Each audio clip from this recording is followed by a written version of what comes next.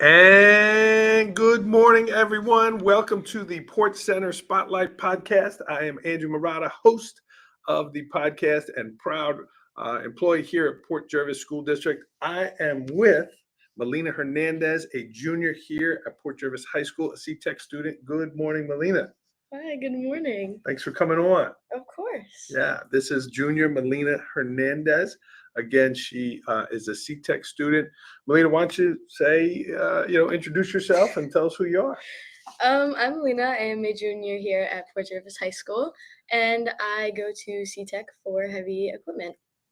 Cool. And if you are watching live, I see a number of people here. Say hello. Let us know where you are watching from, and we certainly like to hear from you during the show. So thanks for coming on, Melina. Let's start there. You're a junior and you're a CTEC student. Tell me about that decision to join CTEC in the heavy equipment program. So ever since I was little, I've always been really interested in mechanics because of my father and my brother. And so my brother ended up taking heavy equipment for BOCES. And I was always interested, like I said, in mechanics. And I really liked big machines. I like to go dig dirt and just basically get my hands dirty. So I ended up asking him about the program, and he told me that he liked it. And so when I went for the orientation, I went for that and auto body. And I ended up choosing heavy equipment because it actually really intrigued me. Yeah. And how old were you when you realized wow, I kind of like this? I was pretty young. I'd say probably 5 or 6. Wow. And was it something your father made you do? Hey, Melina, come do this with me? Or you just kind of were near him? I was always near him, always building something, always working on the cars. I was always around all that stuff with him and my brother, yeah. Well, good for you that you found one of the secrets of life early. That's something that you like, and now you're kind of doing it in school. Yeah. Welcome, everybody. Mrs. Hernandez, Lydia, Stacy, George, thanks for tuning in. We appreciate the time here with Melina. What is your day like that you're gone from the school half the day? I go here for 4 class periods, and then my 5th period is gym, and then after that I go to lunch, and then I just go from there to BOCES. But being out of the building, is it something that you miss, or you really can't wait till you go there? What is that like for your day? It's actually something that I really enjoy. Yeah. So I really enjoy just it sucks leaving Port because I like the school. So I like being here. I like my friends here. But I also really like going to BOCES and learning about all of the stuff that I love to do. Yeah. And again, if you're a student watching this, what a great thing, Melina, that you found something that you like.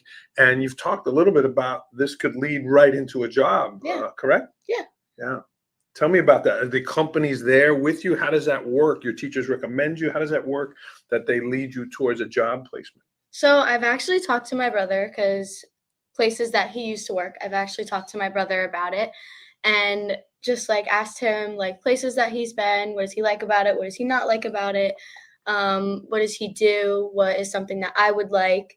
And I just talked about him, with him, just about a bunch of things that he's been doing or that he might go and basically recommend to me. Yeah. Of what I might like. Yeah. And again, good morning, everyone, to our audience tuning in. Hello, Lawrence. Long time no see. Good to hear from you. Melina, you were dealt a rough hand last year. We talked a little off air, and you were recommended for the program for a number of reasons. But one is your resilience. One is your strength. You had a terrible accident last year. Mm-hmm. Do you want to share a little bit about that? So I ended up last year in March. I was on a 3-wheeler and I was just riding around, and me and my friend, we had ended up riding around a lot and nothing had ever happened, but it just takes that one time. And we were riding and then we hydroplaned and my leg actually just ended up, we were going and then the front wheel caught and my leg ended up, as I was jumping off, my leg ended up catching on the handlebars and it started to snap and then it threw me onto a rock and my femur completely broke. I was out of school for about 3 months, and I begged my doctor to let me back into school. Yeah. Wow. I missed the place, Wow. being around my friends and everything. So What was that like for you to not be mobile for so long? I actually, believe it or not, I was up and moving 2 hours after surgery. Wow. Yeah, Wow. it wasn't as bad as you would think. I actually took it pretty well. Yeah. I was more so cracking jokes the whole time. Just Careful, trying careful with the word crack here. um, basically just trying to, not worry about it as much, even though obviously it's a big thing. Was the pain Um, incredibly I had bad? hypothermia from my knees down, Because you so, fell in water. because my leg, when it snapped, Yeah. the blood just completely stopped flowing. I was Wow. bleeding internally, Wow. for a night straight. You could have lost your leg. Yeah, Wow. Wow. So but the surgery was pretty quick then. well, I ended up getting into the hospital, and I had to wait throughout the night. But they did the surgery the next morning, and then after that, I ended up having to get blood given to me Wow. because I lost so much. So tell me, Melina, again, so many compliments from the staff here, your teachers, your family about your resilience and how you bounced back from this. There had to be a period of time there where you were kind of saying, "Woe is me," or "Why me," or where you were down, right? Did Yeah, that there was a happen? bunch of times that I was like, "Why? Why was it me? Did it have to be me? Yeah. Why did I have to be the one?" But I just kind of took it and just went through that period of time and took it as how, if even if it was me, which it was, you still have to take it and just chug through life and just keep going through everything. Melina, one of the things that you temporarily weren't able to do anymore is softball. You were a big time softball player, Oh catcher for yes, many I years.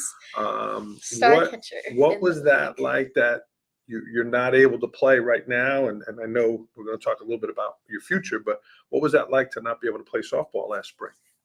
So when I ended up breaking my femur, I was in my last year of Little League. So not being able to play my last year was a little upsetting, but I knew that I could still be able to play either for the school or for travel. So it definitely was hard for me, not being able to play the sport that I've grew up with since I was really young. And not being able to do the things that I've always loved to do. So it was a little hard, but I just kind of took it as this is just now the world telling me that I can be strong and I can work through things, Yeah. even the hardest things in life. You modeled that for so many. Miss Witherow, your English teacher, says you're one of the toughest kids she knows, that you're very supportive to your friends. Ms. Balo, your guidance counselor, talked about your resiliency, your ambitiousness, and really how you persevered through this. And Miss Perez, your PE teacher, very kind young lady, does a great job including others in PE class. You work very hard. Again, a positive attitude. So people saw that through even through a challenging time. So what's come out of it now, Melina? What now that you're past it? Is there a bright spot? Is there some things that have come out of this that maybe you didn't think might happen? Um, I more take it as it's just I don't know, it's more just the world telling me that I can really be strong and I can do whatever I want pretty much. So Yeah. even if it's a challenging time, I still can get through it. So I can pretty much get through anything. And we wish you good luck tomorrow. You have an appointment to I check in and see do. where we're at. But I want to give you a shout out here for your your positive attitude through this, and it's great to see. Melina, we mentioned some of your teachers and your family here. Who's someone who really motivates you, who really helps you kind of on your journey? So in school, I would definitely say my one teacher, Miss Gibson. She has helped me through a lot, and she was definitely one of my biggest supporters through everything. She was probably the best English teacher that I had. You had her last year. I did. Yeah, Our freshman year, I had freshman year. her. Okay. She definitely is one of my biggest supporters. She really inspires me to do a lot in life. Nice. She is definitely there for me whenever I need her. Miss Rascona is giving you a shout out there, and Miss Neri. And how about outside of school? Who are some people that have positive impacts on you? Definitely my mother and my father. They definitely have a positive impact in my life, and also my Aunt Carol. She definitely makes sure that I'm positive every day and just make sure I get through everything. And also my mother. My mother is definitely a big part of this, and so is my father. Shout out to mom and dad. Shout out to Aunt Carol. But it's really nice to see, Melina, a young person with your positive attitude and again, that resilience is pretty cool. So we admire you. We thank you for that. You're a junior now, kind of halfway through the year now, going into senior year. So you'll go to CTEC in the morning next year, right? So what are you looking forward to for your senior year? Definitely looking forward to like just graduating with my class and like all of my friends and just going on like a bunch of trips or just like showing everyone like who I really am my senior year Yeah. and what I can do. And it's nice that you're getting there in a spot where you know what you kind of want to do. You're happy Mhm. with it. A lot of times now, this time of kids' lives, they're kind of asking themselves, what do I want to do? You found that and you're going down that path. Yeah. So very cool. Okay. What is something during the day here? Port Pride is evident. We're working hard to continue to grow it. What is something that during the day here that you say, oh, yeah, I love that about Port, or this is really special here? Because you're getting to see kids in other schools. What's something that happens here during the day for you that is a nice part of your day or something that you look forward to? I love seeing like during the day Mhm. if I walk by like middle schoolers or even high schoolers, just helping out like other people if they need it. Like if someone's like new to the school and they go around and they help them, or if someone drops something and they pick it up. Like I just love like going around and seeing everyone being supportive of each other. That's definitely something I look forward to during the day. Yeah, and a lot of times, unfortunately, people highlight negative things about teenagers. But do you see that often? Is those things that you really have to look for, or are they everywhere? I definitely have to look for them, but I think as the years going on, it's definitely getting a lot better. Like everyone's helping everyone, and I really love it. I love that everyone's being positive and Nice, nice. doing good with their life. Yeah. What is this transition now with the middle school construction, the middle school being here? How has that been for you as a junior here in the high school with ASK, middle school and high school all here together? When I first came back to school from my accident, it was a little tough getting around with everyone. Yeah. But I ended up just managing and having a bunch of friends by my side supporting me and my family supporting me through everything. So it was a little tough getting around everywhere, but in the end, it's nice having everyone together as a community. Yeah. Were you on home instruction for a while?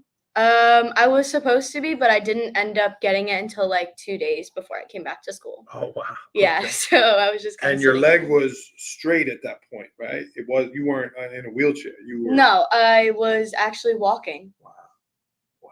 I was up and walking pretty Yeah. much by the time that I left the hospital in a week after my accident. Okay. And about this spring, we chatted a little bit about softball. Is that something that will be in your future again? I love playing softball. I actually want to get back into travel. Okay. I was in travel for a little while, Hmm. and because of my accident, I ended up having to stop playing for a little while.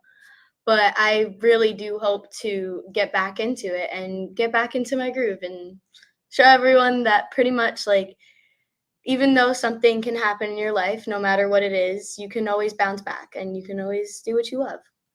Again, that positivity, that resiliency coming out in this young lady here, and Melina, it's again great to kind of hear and see in action. How about some goals? You're 17 or I'm 16? 16. You're 16. You're 16, going to be 17 here. What are some goals that you have that are in the next year or so? And then also, what are some goals maybe down the road when you're in your 20s and 30s? In the next year or so, I do hope to be doing what I love at a job. So I do hope to be doing mechanics or heavy equipment for what I'm going to BOCES for.